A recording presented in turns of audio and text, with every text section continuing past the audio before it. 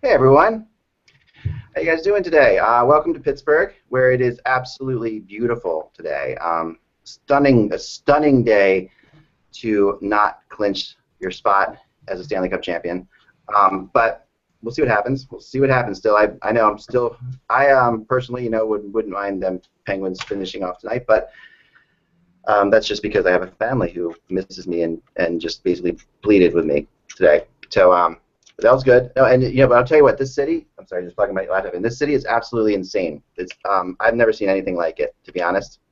I've been in. The funny thing is, when I've covered these Stanley Cup Finals, I've covered a lot of them.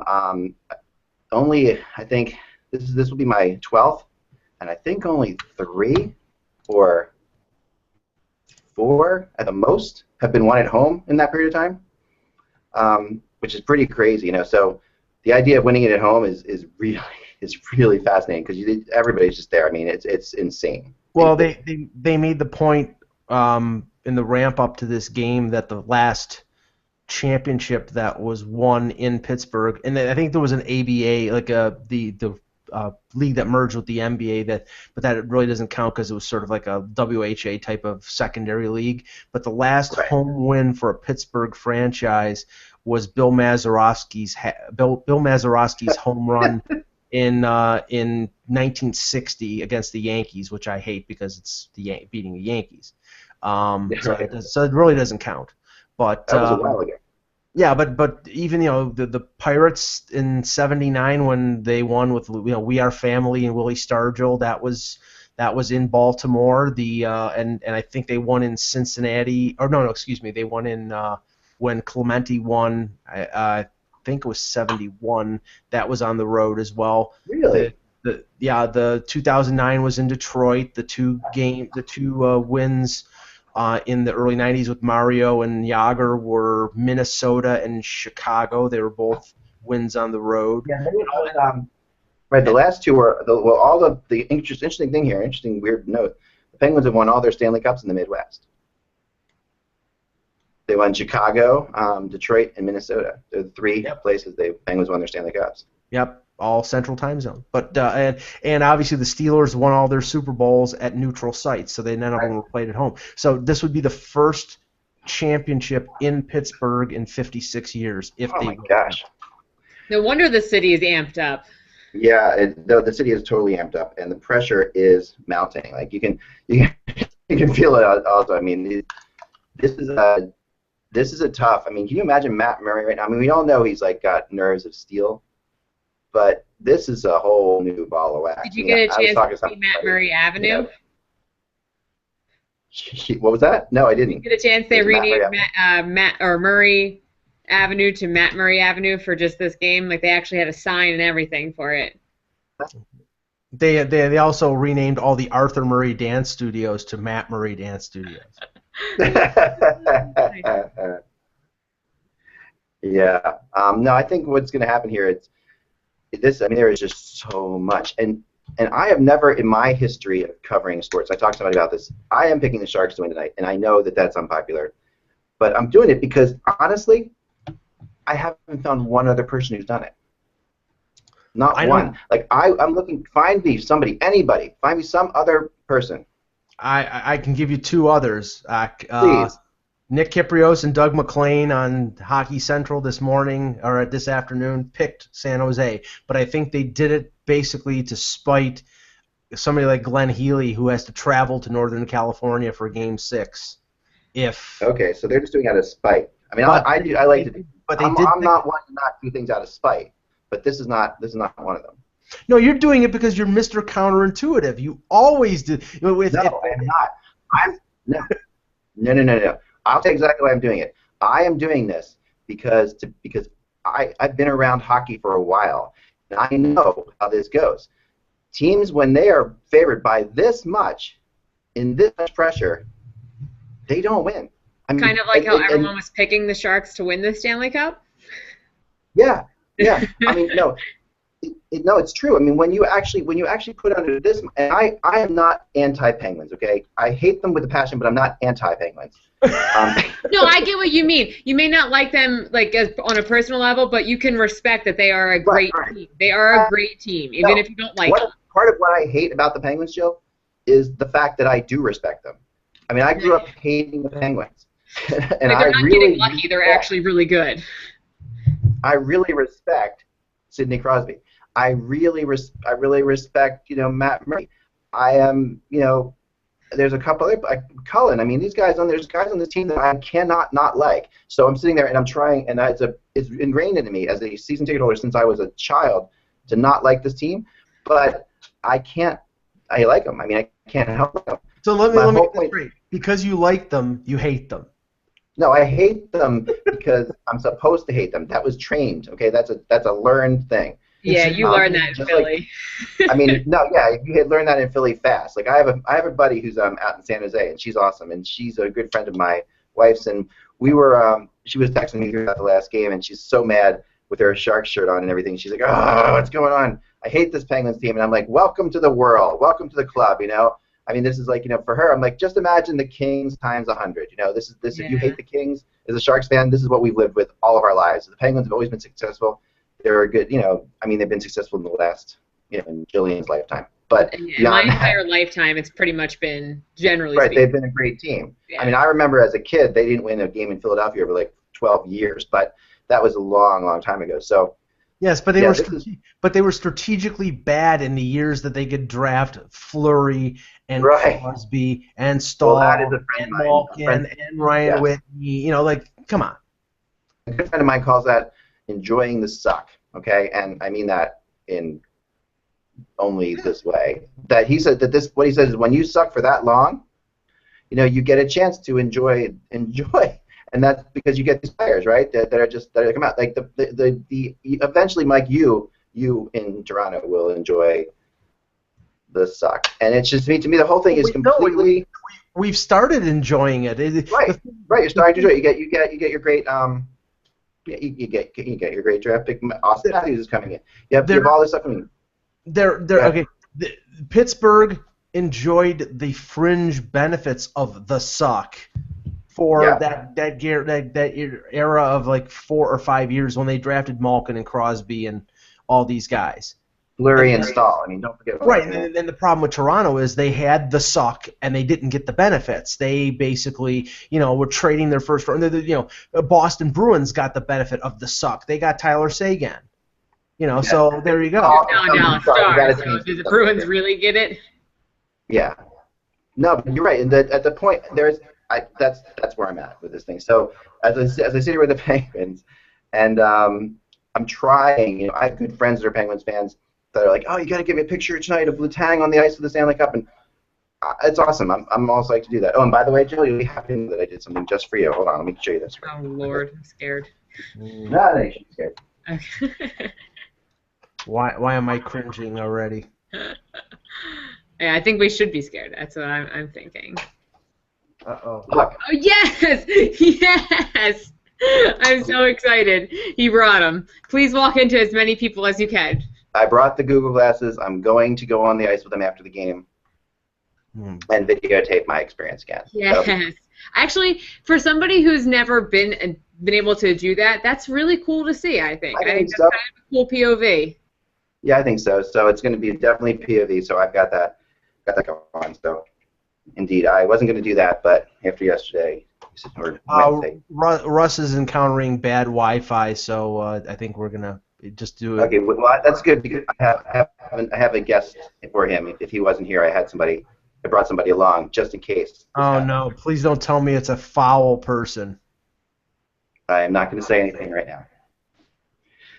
All right, so let's start the show. What do you think? I think we already did, but go ahead. I thought we did. Let's start it. We'll officially start it here. But we'll just say that today is Thursday, June 9th, 2016.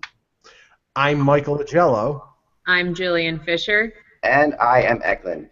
And you're watching the HockeyBuzzcast on HockeyBuzz.com. Today I'm in Pittsburgh, Pennsylvania.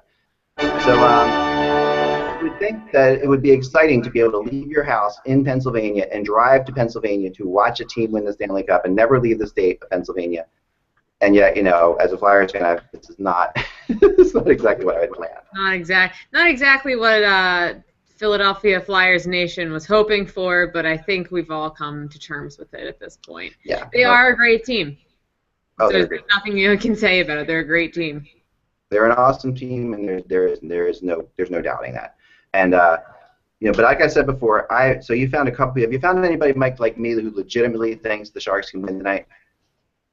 Well, I mean, I don't know if it was just out of spite, but other than the two that I mentioned, no. I mean, everybody thinks that the Sharks are done.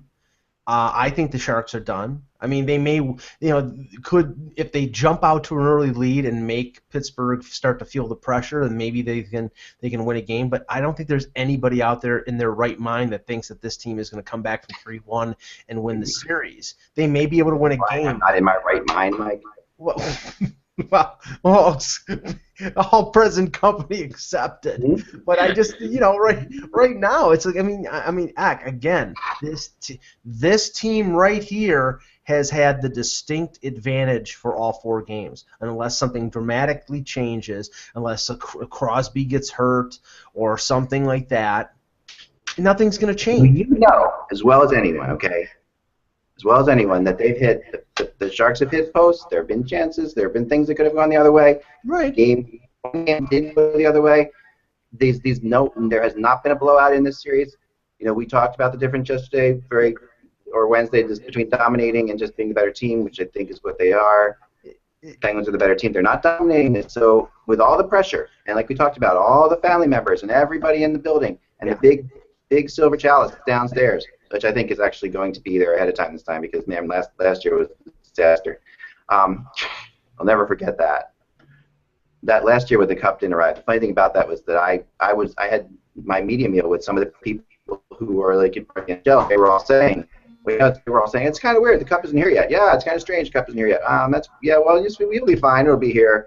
It's just they had to show it to some people. They think it's stuck on the way here, but it's fine. And then when it was not coming out for a while afterwards, that was really, really uncomfortable. But I think from what I understand, it's already here today. They made no mistake about it. Oh yeah, I mean, please, I mean, it was almost a complete disaster. That would have been, Jillian. That would have been a complete PR disaster if the Chicago Blackhawks had won the Stanley Cup and Gary Bettman comes out there completely empty-handed. Oh my God! Could you imagine that? I mean, he gets booed when he has hardware. Imagine what would have happened if he didn't have hardware. Oh my God! I mean, but even if you are the home crowd is watching the cup being brought out, like, people stay for that. Like, I know in Philly, you might hear a small amount of boos. I think that's everywhere, just because that's I think a natural fan reaction for some people. Sure.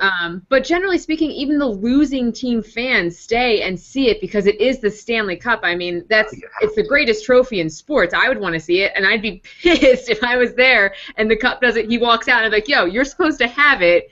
You had one job. It was to bring the cup. Right. We played all these games. We traveled all around the world to meet all the countries done, and now the cup's not here. I'll tell you, and I recommend that to people like all the time. I say, just if you go to a Stanley Cup game and your team doesn't win, don't leave. I mean, and people do leave. It's amazing. It is amazing. When in Philadelphia, okay, I had bought tickets for my wife and my daughter. They were in the stands. I was in the press box, of course, and that happened, and my daughter was, she was, it was 2010, so she was 9. She was like, we're leaving. I'm not staying. She was so mad. She's like, I'm leaving. I can't do it. I can't see them do it. And I had to call and talk to her on the phone from the press box. I'm like, Quinn, you got to do this. This is your one chance. You don't know when you're ever going to get a chance. Yeah, it sucks that your team lost. But to see the Stanley Cup like that, and to see the Stanley Cup is unlike any other trophy in sports. It really is. And even if it's not your team, and I know it really stings, because trust me, I'm a Flyers fan. I know how much that hurt and how much that sucked.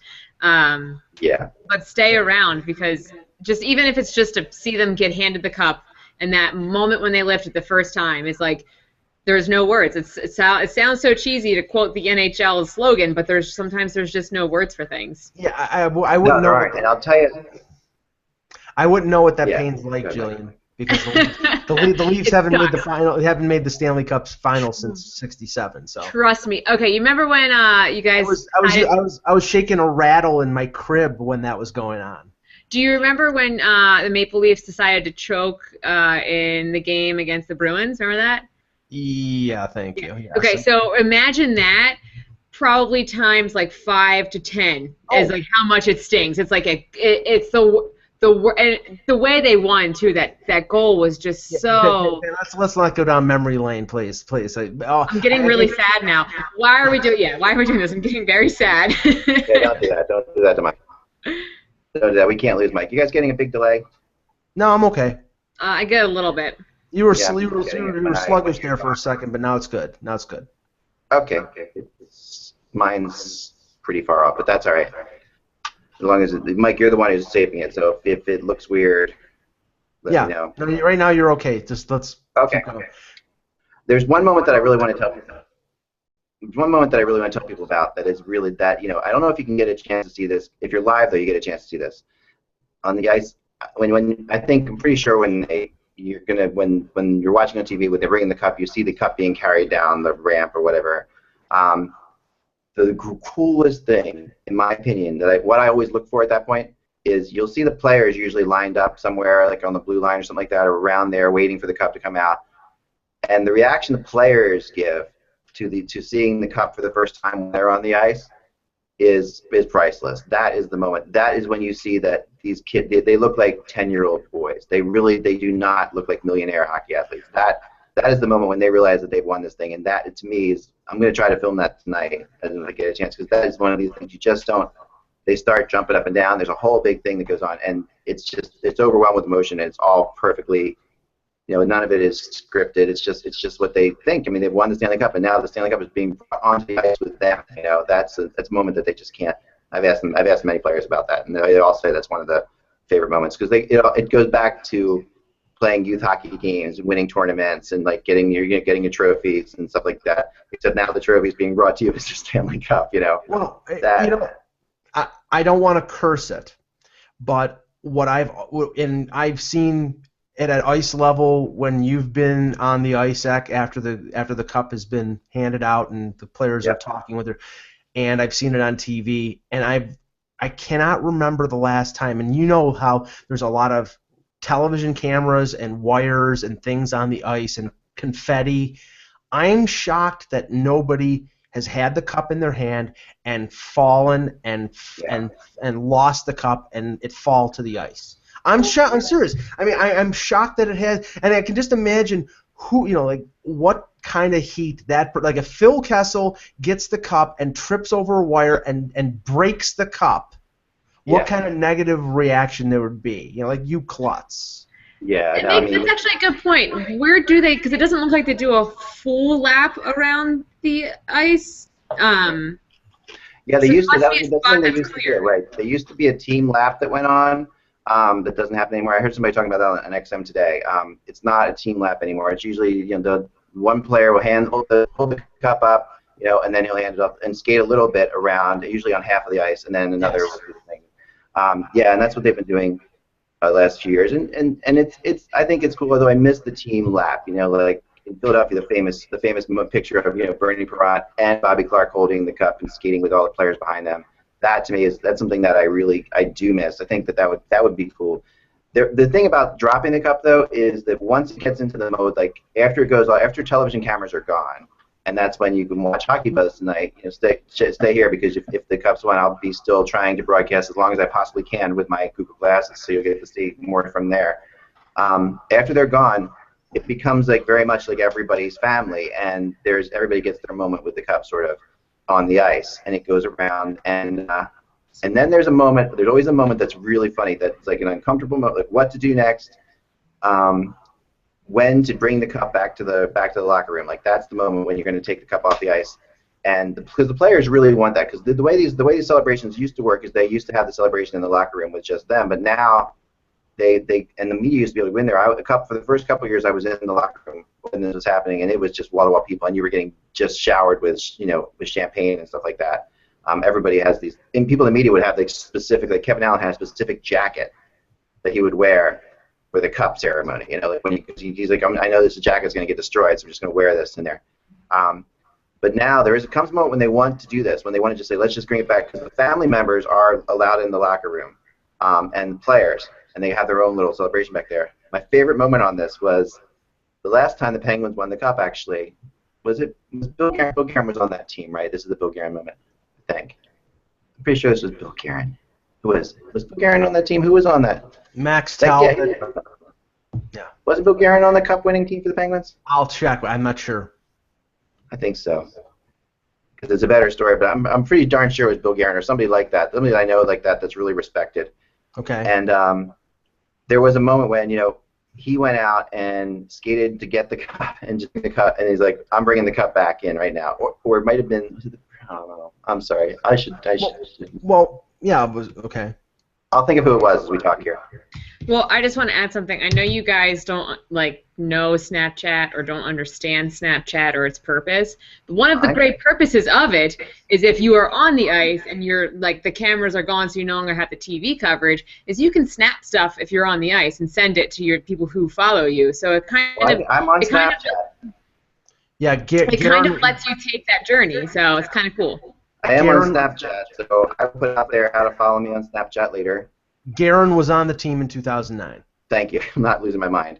All right, so Billy Guerin, it was definitely him. He goes onto the ice, and he was the one, because I think Crosby was too young, and he was embarrassed to be the one to bring the cup back. But Guerin was, you know, this is one of his last years, if not his last year in the NHL. Second last year, yeah. He decided, he's like, I'm going to get the cup out, and he went and got the cup from the last family I was sharing. He says, we're going back to the locker room, and he just grabbed it and skated fast across the ice with it, and that was it. It was gone.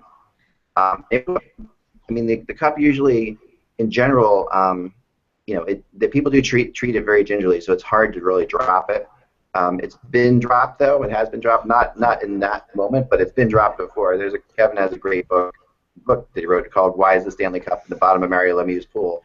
Yeah, which is a great story of, the Penguins decided it was a fun idea to throw the Stanley Cup into the pool, and Mario took the cup and threw it into the pool.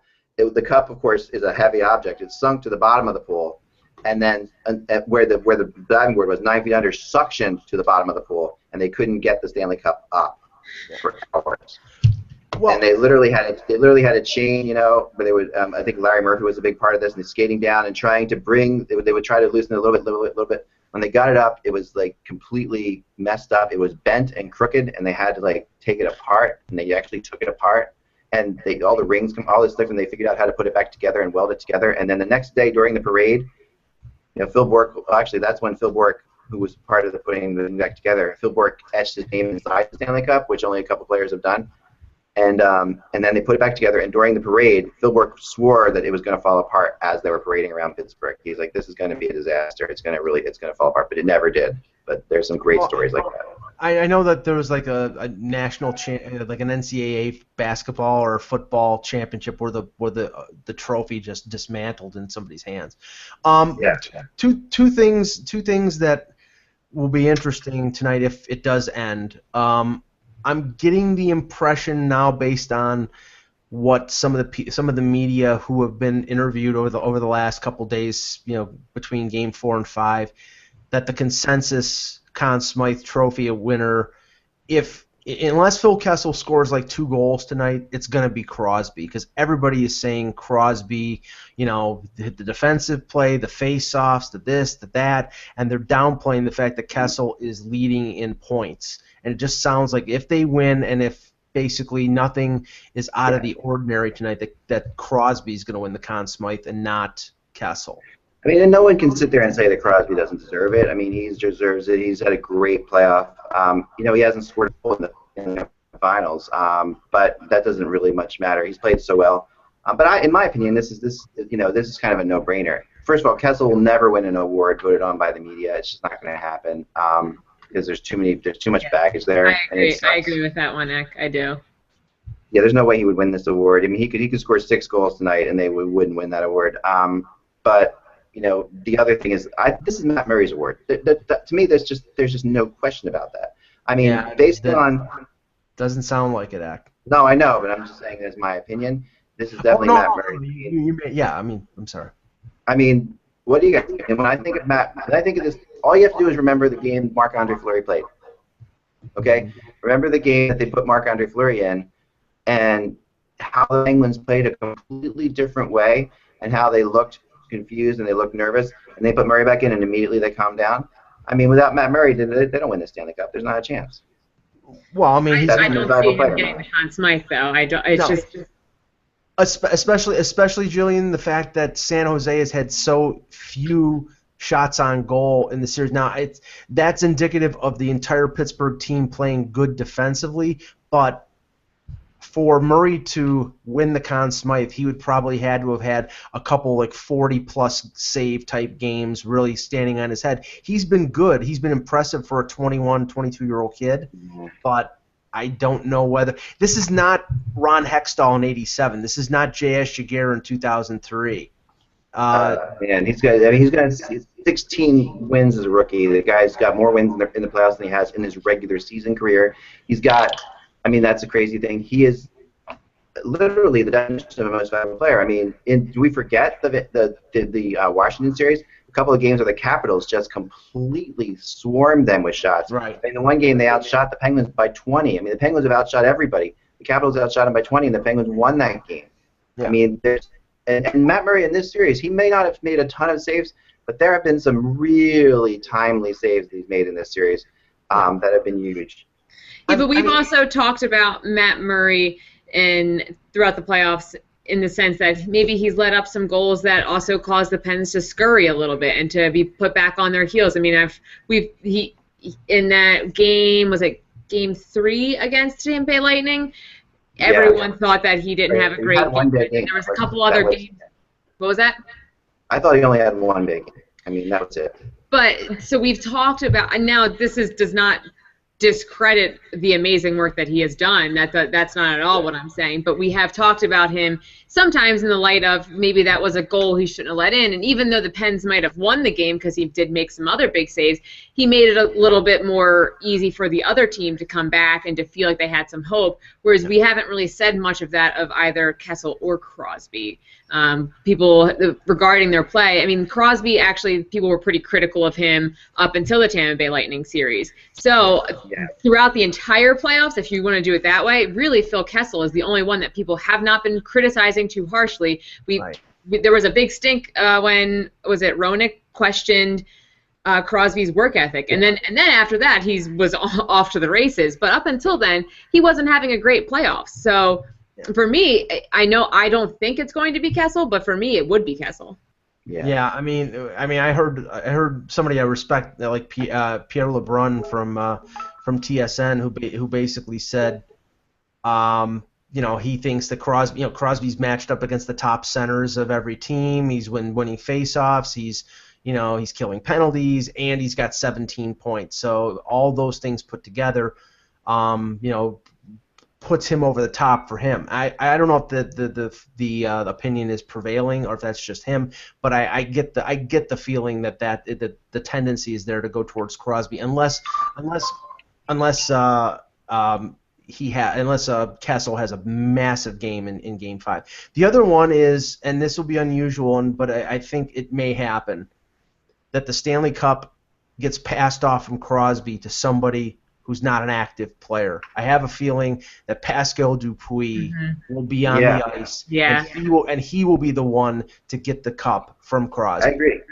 And that's been spread around. I've heard a lot of people say that, and I think that would be what I don't want to say the right thing to do, but I think that would be, the team, I feel like feels like that's what should be done too. Yeah, I agree. I think that, and that's very, Crosby and Dupuis are very tight. And they also, in a whole team, they have such a great respect for Pascal Dupuis. That would make total sense for me. Who? I don't know what that was. Somebody's phone is blowing up over there. Sorry, I got to mute the thing. Sorry about that. My bad. It's okay. All right. Even. No, you're fine.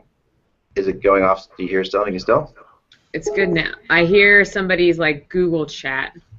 Yeah, Russ. I think Russ is. I've been sending Russ invites every 15 seconds, and he's not getting them. So I don't know what's going on. He just messaged us. So anyway, so It was funny because I talked to Russ this morning, and he basically said, and I sort of agree, there's not really. Oh, and we just lost Dak. Lost Dak. It's us, hey. Yeah, hey, there you go. We're the coolest. Yeah. There's not really a lot of, usually like in a closeout game, there's a lot of stuff going on. There's a lot of, underlying stories. And, wow, and our phones are going crazy. There's a lot of underlying stories, but tonight it's like, it just seems, Jillian, that everybody's accepted that the Penguins are going to win this series. Can you imagine being the Sharks right now and like Sharks fans, how they have to feel? That's gotta be rough because essentially everyone's counted you out, and it's hard not to, right?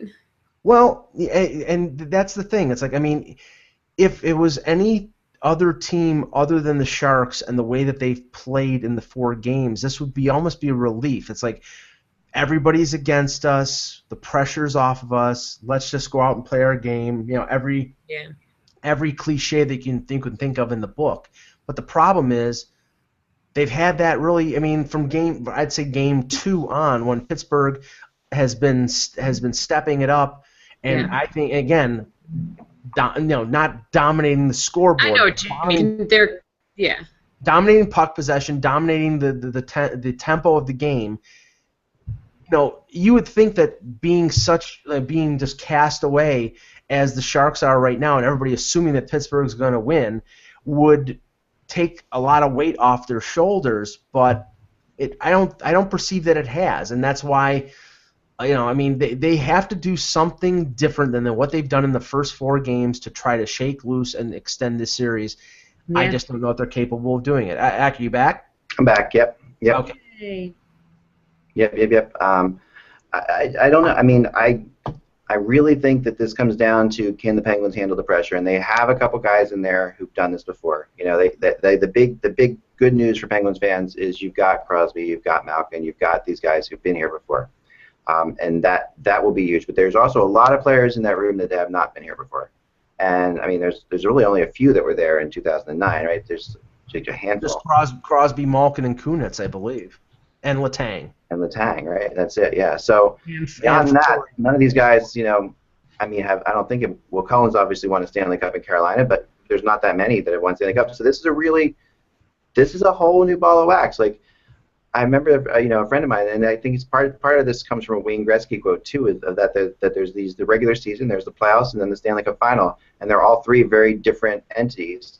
And Gretzky used to say that, and then my friend added to that, and I added it to it today, is that there's also the winning the Stanley Cup game, which is a different game. It's completely different altogether. When you can win the Stanley Cup, that's another level. So they've never been in this spot before. Eliminating a team from the Stanley Cup is very, very hard to do. These have been 1-goal games. So to me, that is a 1-goal difference. The difference in a desperate Sharks team and a nervous Penguins team. I mean, this is so close. I think that this can go either way, and I just don't see why everyone is so convinced. I mean, I know the puck possession. I get all that. I get that the Sharks haven't had a lead in this series, but they also haven't been behind by more than 2 goals either. So it's not like this is a crazy series. I think it's just a matter of how the Penguins have been so composed in these moments. Yeah. They haven't had a moment quite like this, obviously. But that said, that shouldn't discredit the fact that they've come out and played in big games. Everyone, not everyone, but people were like, holy crap, the Pens are now behind in the series against the Lightning, and they came out in both of those games and controlled it, and they handled themselves in front of a rowdy crowd, in front of an away rowdy crowd, and in front of their home team, like the home crowd. They're fired up, they're amped up. It's Game 7, and they had no problems, none. So I think just the way that they've handled themselves is kind of what makes me feel that it's going to be hard for the Sharks. I almost feel like they feed off of that energy, that nervous energy. It's not like, oh, nervous, I'm so scared. It's like, oh, I'm going to move to Paris. I'm like nervous but scared, It's like, but a good scared. So I don't know why I said moving to Paris, but it's like things that are, there's 2 different types of nervous, and I think that it's more of like that I'm excited nervous, and I think that they can really feed off of it. Yeah, I agree. I mean, I want to see how this plays out. I want to see the first 10 minutes of this game. If I'm the Sharks, I do not know how I come out. Like, I think what has happened through this thing we talked about before is DeBoer doesn't really know how to play this team. He really doesn't. He's so far he's tried to defend against them, and he's tried to stop them, but he hasn't. But the Sharks have only on a very few occasions actually tried to attack them, and when they've only seemed to attack them when they're behind, and they haven't yet attacked them when they're ahead because they're afraid of what their consequences are, which is normal because the Penguins are that good in those situations. So to me, you've tried everything else, and maybe the best. I don't know what the best thing to do is. I don't know if it's best to attack them and see if that works, and maybe lose 6-1 because you gave up all these chances because the Penguins are a great counterattack team. I mean, that's what the Rangers did in the last game of their series, and it didn't work for the Rangers. Well, or do you try just once again to win a 1-goal game just eke out like they've been doing now? It hasn't worked all series. It's funny because I said this yesterday, and then I heard another commentator basically say the same thing. What do you have to lose if you're the Sharks if you go out tonight and I'm not saying run them like getting suspended, but you got to run the Penguins through the boards. You got to get physical. You got to forecheck like crazy. You got to put pressure on their defense. It's been almost impossible for them to do that because their defense has been quick. But this is the season now, so I think you big body guys like Burns and Thornton and some of their forwards, the energetic guys like Matt Nieto and Donskoy, you go in and you start hitting the Penguins because you haven't done that in 4 games. I think that's the only thing they can do. If they don't do that and they lose, then they lost basically, I think sort of like not doing everything they possibly could. Yeah, I'm completely with you. I know. I wanted to go into one other thing that's not game related, and that's a rumor out there that I know you want to talk about, Mike, for a second, probably. Yeah, please. I don't put any stock in. I mean, I put stock into it, but I don't think it matters. I mean, so James Murphy, who is reporting, that the Arizona Coyotes are doing everything they can to try to get the first pick and pick Austin Matthews. There's nothing they can do, unfortunately. I mean, and for them, it's just the reality is I don't think there's one player or one group of players they could move to even make this happen in any scenario. They have 2 first-round picks in this draft. I think it's 7 and 22, I believe, which that's great. And they have a lot of young players, and they're all very talented and very good. Trading 5 or 6 for 1. I think is detrimental to the Arizona Coyotes because it sort of takes away the benefit of them being bad the last couple of years and being good in terms of stockpiling a lot of prospects. Right. You've got Christian Dvorak, you've got Max Domi, you've got Duclair, you've got Dylan Strome. You have a group of 5 or 6 really fine young players.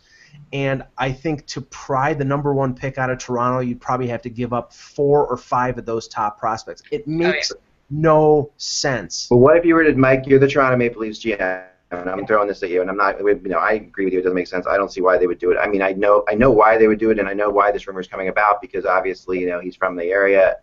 I think and they would love to have a guy like that. It would be great for them, but I'm offering you Max Domi, Dylan Strome, and my 2 number 1s this year. Are you going to do it? No. I'm not trading the pick. Right. So even then, you can't. I mean, that's a ton they were talking about right there. So yeah, that's an absolute ton. And the thing was, with the number 4 pick, I was hoping last year that the Leafs would get Dylan Strome over Mitch Marner because of the concern over Marner's size. Right. Dylan Strome is a big-bodied NHL center. It's a question of whether he's a number 1 center. I don't think there's any question that Austin Matthews is a potential number 1 center in this league. This is what the Leafs planned their entire season around, was getting this linchpin franchise player. And if it was any other management team, if it was John Ferguson Jr. or Dave Nonis as the GM, I would worry because they might be tempted to make a 5-for-1 deal. But with Lou Lamoriello there, with Brendan Shanahan there, with Mike Babcock, who I think has given Austin Matthews the stamp of approval, there is not a chance in hell that this is happening. No, I have to agree with Mike on this one 100%. I think if it's maybe not a franchise player, like it's unfortunate for the Coyotes that Austin Matthews is from there and he is this potential franchise player, but the Maple Leafs, I think, would be making a big mistake. It would feel like a waste to me. It would feel like they got this. They got, that day of the draft lottery, you worry. Are they going to get number one? They get number one, and then you trade it, and yeah, you're going to get a lot. But I think you have to go with that plan. You have to keep it going. Yeah, it's unfortunate. I agree, and that's pretty much. I mean, that's all we have to say about that. But I think that's where it's going, and this is the Maple Leafs' benefit of what's happened, and they've waited long and hard for an American to come and save the day, and that's what's going to happen. That's the thing. We're 2 weeks and a day away from the NHL draft, and really there's nothing in terms of suspense when it comes to the number one pick, and that's what I think this is. I mean, I'm not disputing the source that told Jimmy Murphy about this. Well, I don't think there's any way that the Coyotes don't try something. I mean, of course they're going to. They owe it to themselves to give it a shot. I mean, of course they're going to try. But the funny thing is, Zach, is that their new GM, who's apparently an analytics guy, and the first commandment of analytics when it comes to management is don't trade up, trade down. Right. So he would be violating a cardinal sin of analytics to trade 4 or 5 prospects for one. Right. But this might be from ownership and not from him. I just don't think there is no realistic chance that. I mean, Arizona will do their due diligence. They'll make an offer. It will not be accepted. I wouldn't be surprised if Lou Lamoriello said, "Thanks, kid," hung up the phone. Yeah, and the Coop would probably just say, what, we're not listening to offers. I mean, it's possible they don't even listen to offers. I mean, Lou probably would listen to offers. The reason Lou would listen to an offer, and I've talked to him about this before years ago, is he said, listen to offers because why he likes to listen to an offer is to find out what teams are willing to do and how desperate they are to make things happen. So. Right.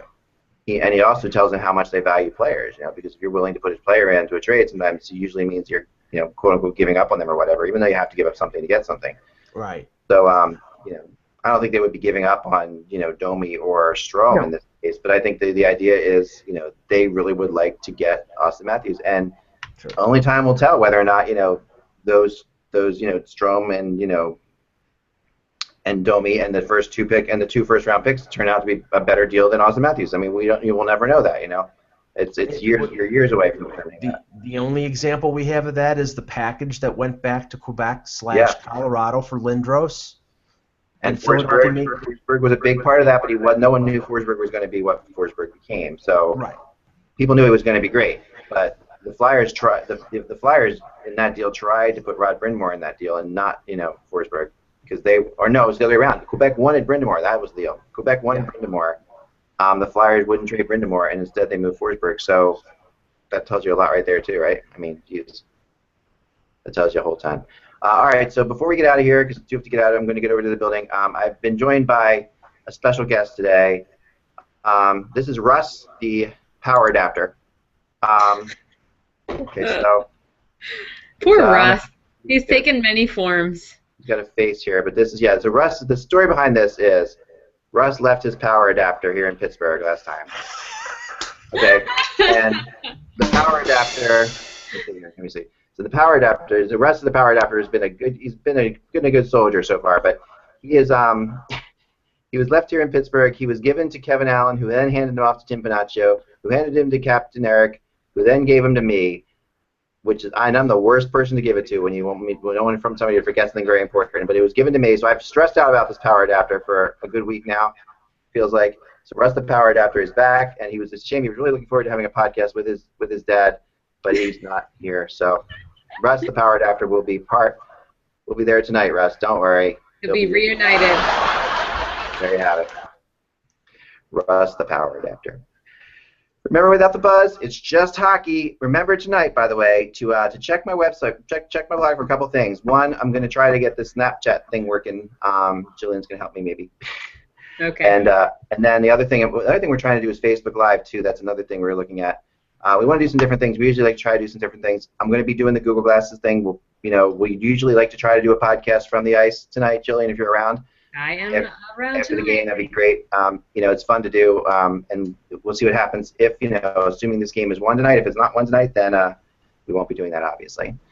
It's not that exciting to do it from the ice when there's no one there. No.